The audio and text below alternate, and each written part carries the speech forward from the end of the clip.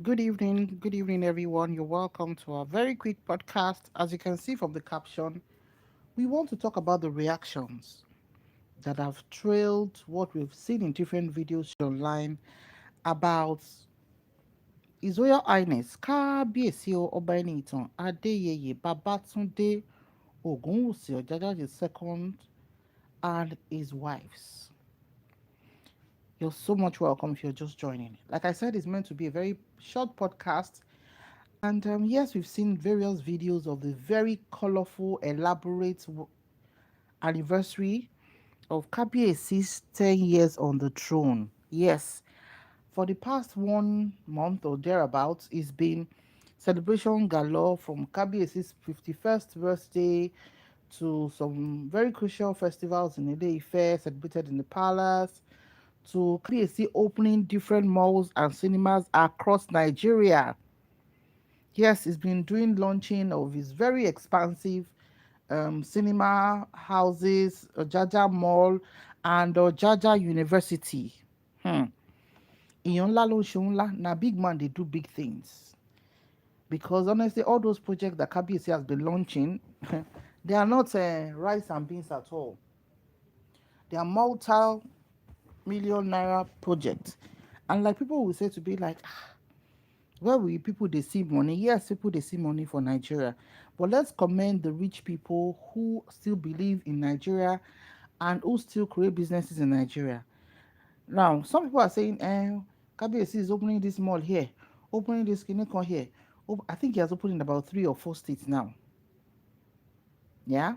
And the question is, if KBC doesn't want to invest in Nigeria and he decides to go and invest abroad, we no go no. We could just hear him. Who know? But his investment in Nigeria is going to help at least all the big Ojaja malls he opened. Ojaja University is an opportunity for people who can afford it to enroll their children there, creating jobs for lecturers, for the old school ecosystem, even for all the malls, because now we they complain for Nigeria, say work no day, work no day.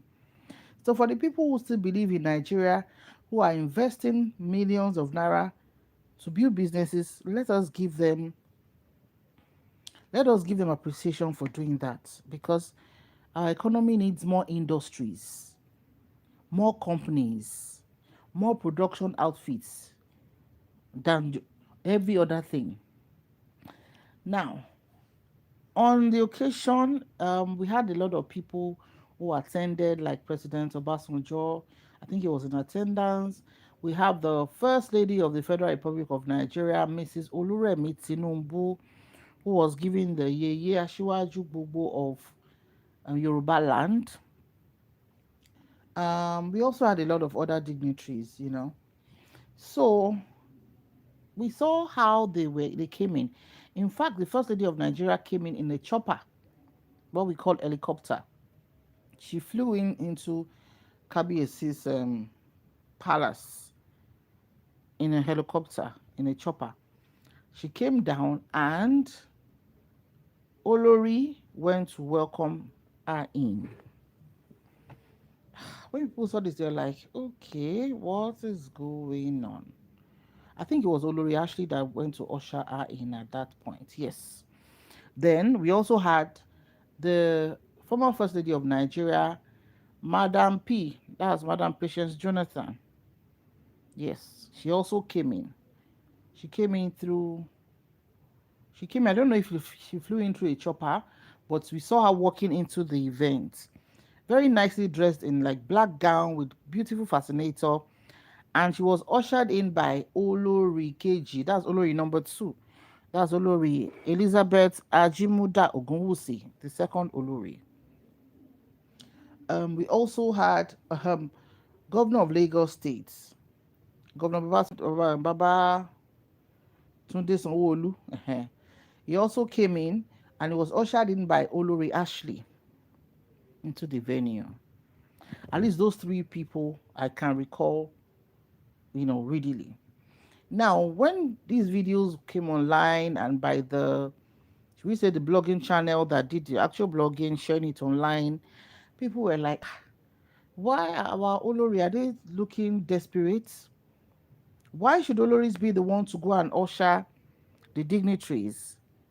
Why did they not, you know, get ushers to do the receiving of the dignitaries? That in the normal palace setting, an Olori and a king are in the palace. People are coming to rejoice with them or to see them. They are not supposed to go and usher their visitors into the palace. Yes, is it right for them to ensure their visitors are properly ushered into the palace? Yes.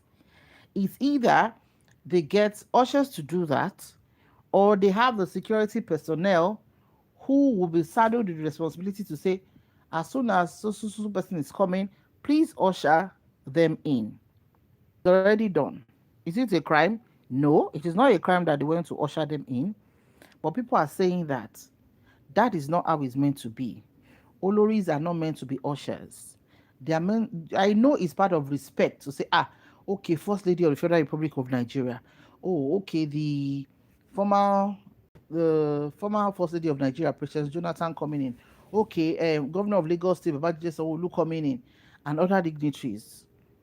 It's a sign of respect for Oloris to, but that royalty is royalty. There are some royalty etiquette that once you become queen, you'll be trained on some things that should be done or not to be done. Royalty actually is not a common thing. There are code and conduct for royalty.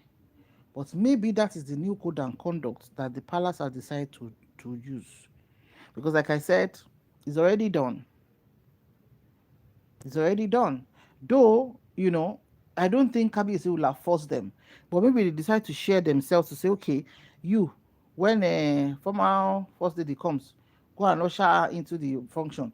Okay, you, when the governor of Lagos State come, go and usher him into the premises. You, when the first lady of Nigeria comes. Maybe they just felt like sharing it like that, But like I said, it is their lives. They choose what they want to do. They choose either to entertain their guests by ushering them into their palace or not. But people are saying that it is not something that always happened in the palace of our Ooni when the other wives were there. The dignitaries will come into the occasion, and the other wives that left will greet very nicely, and they will usher the visitor their seat. But not this one that, you, a queen, walking to go and greet. This is 2025. Things are changing fast. In fact, the most constant thing in life is change. And the way things are changing, or things have changed, this 2025 alone, don't let us even go far yet. If one is quick, let's say. So whatever it is they've decided to do with their own regime, because Habisha regime, with their own way of doing their Oloris, I think it's fine by them. I think it's fine. If they've broken any palace protocol by going to welcome their guests, I'm sure the palace, whatever, will discuss it, and maybe they'll make an adjustment if need be. But one thing we should also give to these people is that even Kabiyesi is a very hands-on Kabiyesi. Kabiyesi is a very hands-on, is a person that Teba Kabiyesi Gonle, is so humble to the fact that he doesn't even mind to come and usher you in. He's so down to earth like that. People will always drag him. Kabiyesi, don't go to party. Don't stand up to greet a governor. You should be seated when the governor is greeting you. You don't shake. People don't talk, tire. But Kabiyesi is just doing his own thing the way he understands how to do it. And maybe we should just get comfortable with it and stop our complaining. Someone say, oh, Kabiyesi goes too much to parties and everything. The man is just doing his life. He's just doing his life. He's doing what he thinks he should do. Let's say it like that. That's it. And that's why he's not shaking. As long as he's not, enjoying anybody. Nobody is, he attends the party he wants to attend and all of that. So I think he has brought a new definition, because when he got to the throne, people were comparing him a lot to the former Ooni of Ife, Ọba tó papòdà, Olúbùṣe. But the truth is, Baba Olúbùṣe ascended the throne of his forefathers too as a young man. So how he behaved at that time, me, I do not know. Maybe people who know can tell us. And you know that at that time, though there was no social media, but of course people still knew what was going on, right? So late Baba Olubushe also grew into the role and lasted for a very long time. So of course, the way a lot of us knew Baba Olubushe towards the middle end of his life is different from the people who knew him when he was a younger king, when he just ascended the throne of his fathers. So I think people should just give Kabiyesi the time. He has spent 10 years now. He's settled in well. Oni has settled in well into this throne. He has set his own tone. He has gone through his own ulabalu. Yes, he's making adjustments when he can make. He's making heavy investments across Nigeria. Akure, Lagos, what was that other place? Ife, and another place. So he's been opening different. And if Kabiyesi had wanted to do all this launching of businesses without showing his face and saying I ain't get them, number one, he no go name him his name. That's another method. He won't name all this Ojaja Mall or Jaja University. He won't name it his name. Akomabos, plus.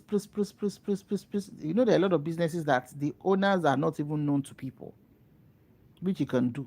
But because he believes in Nigeria, he wants to invest in Nigeria. And if a lot of all these our billionaires, politicians are creating businesses, creating opportunities, we will all take security seriously. But a lot of them, owó tó yẹ kó fi invest in Nigeria, ó ti gbé já. Kó tó nú lẹ́lòmíì lọ invest sí, àbí Senegal, àbí neighboring country. But the country is ours. So for those dragging the Oloris that they turn themselves to ushers, I think it's their choice. It's their choice. Did they do something wrong?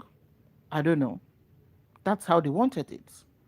They chose to go and usher in their dignitaries, and that's what they did. So the palace will be in the best position to tell them, Oloris, you shouldn't do this. Oloris, you should have done this. That is for them and the palace to discuss. And that is not for us to drag them on our own platform here. If that is the tone they want to do with the palace, it is fine. Because I don't know if it's a sin or a crime to do that. We know royalty, how, but the truth is, even them, I think a lot of them are even struggling. Because nobody wants to be left behind.